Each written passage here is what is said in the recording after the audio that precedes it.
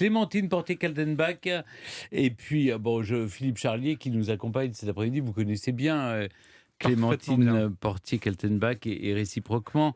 Aujourd'hui, Clémentine, on se tourne vers le ciel, non pas pour convoquer les esprits, mais parce que vous avez rencontré des extraterrestres. Oui, voyez-vous, parce que c'est vrai qu'avec Philippe, on a quelques souvenirs plutôt 6 pieds sous terre, mais là, on va pour l'occasion s'élever avec les fantômes. Et c'est vrai que les, Hmm. les extraterrestres, on en voit beaucoup sur notre sol depuis fort longtemps. Pas que d'ailleurs, parce que déjà dans l'Antiquité, Pline l'Ancien, Sénèque, Tite-Live savent que les soucoupes volantes existent et parlent pour les désigner de clipéi ardentes, ce qui signifie bouclier de feu.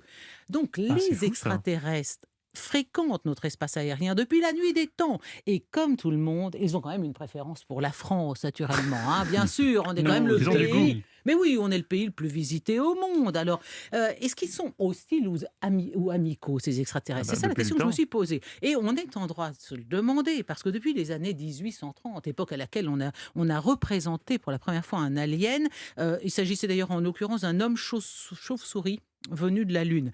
Eh bien, de nombreux témoignages portant sur les extraterrestres en transit sur notre territoire attestent de leur part d'un comportement méfiant, pour ne pas dire hostile. Ils sont finalement peu désireux de nouer le dialogue avec les autochtones, à l'instar d'ailleurs des touristes du monde entier, hein, qui aiment bien la France et aiment beaucoup moins les Français généralement. Donc pour les extraterrestres, c'est à peu près pareil. Alors, pour les statistiques sur le tourisme en France, hein, on est très au point. On a les statistiques du ministère du Tourisme, 89,4 millions de visiteurs en 2018.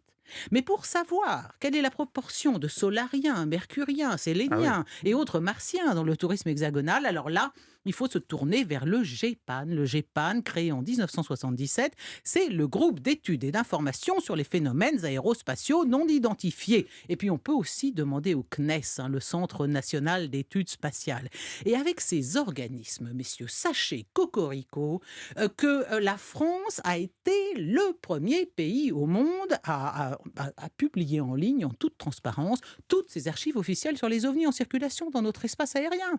Elles contiennent les quelques 8000 témoignages représentant près de 3000 cas d'observation analysés en 40 ans, donc dont 4% restent inexpliqués, ce qui est énorme. Alors avec vos esprits et vos fantômes, vous pouvez aller vous aligner. Entre 50 et 100 cas sont signalés chaque année. Alors là, quand même, autant dire que même si les Martiens pratiquent le covoiturage, enfin, je devrais dire plutôt d'ailleurs le co-sous-coupage, eh bien, le tourisme terrien semble encore réservé chez eux à quelques happy few. Alors, les soucoupes, justement, hein, elles restent le moyen de transport naturellement le plus souvent utilisé par nos visiteurs de l'espace, en forme de cigares ou de toupies d'enfants, agrémentés ou non de pieds ou de tentacules, pourvus ou non de hublots, de projecteurs, de faisceaux bleus lumineux et de feux arrière rouges clignotants. Elle se décline dans une gamme de couleurs plus riche que nos voitures, puisqu'à côté des soucoupes vertes, bleues, pétrole, rouges, jaunes, orangées, ont été signalées chez nous des soucoupes gris fluorescents. Je ne sais pas si vous voyez ce que ça donne, ça doit être pas mal ça. Alors, Mais ils font point. ça chez Audi aussi, hein, Ah bah oui, oui comme de peut-être, peinture oui. Hein. métallisée. Gris fluorescent. Alors, à noter quand même que question développement durable, les extraterrestres ont un temps d'avance sur nous, hein, puisque leurs vaisseaux spatiaux se déplacent à une vitesse supersonique, Hmm. comme dans Ils ne les font pas de 2000, bruit en général. exactement, sans bruit, 2500 km/h, Hmm. ni fumée, ni traînée, et ne laissent aucune trace de Hmm. radiation.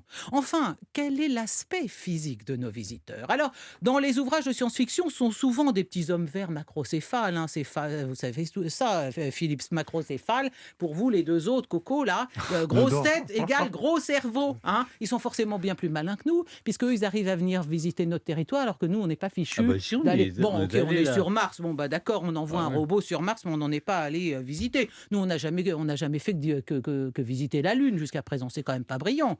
Alors, chose extrêmement troublante, les témoignages de ceux qui les ont croisés corroborent d'assez près les modèles d'aliens produits par les séries télé. De forme humanoïde, ils ont la taille d'un enfant. Ils sont verts, noirs ou gris et ils fuient le contact. Ceux qui les ont vus auraient-ils un peu trop regardé Star Trek et Cosmos 99? Alors ces deux enfants qui gardaient des vaches dans le Cantal en 1967, ont-ils vraiment aperçu quatre petits êtres noirs d'environ 1,20 m à proximité d'une sphère posée sur l'herbe, s'agiter et s'élever dans les airs pour entrer dans la sphère par le haut et la tête la première? Maurice Mas, agriculteur de Valençol dans les Alpes de Haute-Provence, a-t-il vu dans son champ un engin en forme de poire posé sur 6 pattes, piloté par 2 bonhommes, hauts comme des gamins de 7 ans avec des têtes de courge? À Chaveuil, un être revêtu de la tête aux pieds d'un scaphandre transparent est-il venu par 2 fois dans le village en 54 et en 78 en s'approchant d'un témoin en sautillant? Vrai ou faux? Comme on a coutume de dire au GEPAN, une absence de preuve ne peut être une preuve d'absence. Que ces incertitudes ne nous empêchent pas de préparer la rencontre du 3e type dans la grande tradition de la diplomatie française. Pour nouer d'harmonieuses relations avec les Martiens, procurons-nous dès à présent des Indes à la planète Mars, ouvrage de Théodore Flournoy publié en 1900. Flournoy y mentionne Helen Smith, médium qui ayant voyagé sur Mars par télépathie, à de nombreuses reprises, en maîtrisait parfaitement la langue dont elle nous a transmis le b.a.-ba, je vous en avais déjà parlé, messieurs. Alors soyez prêts.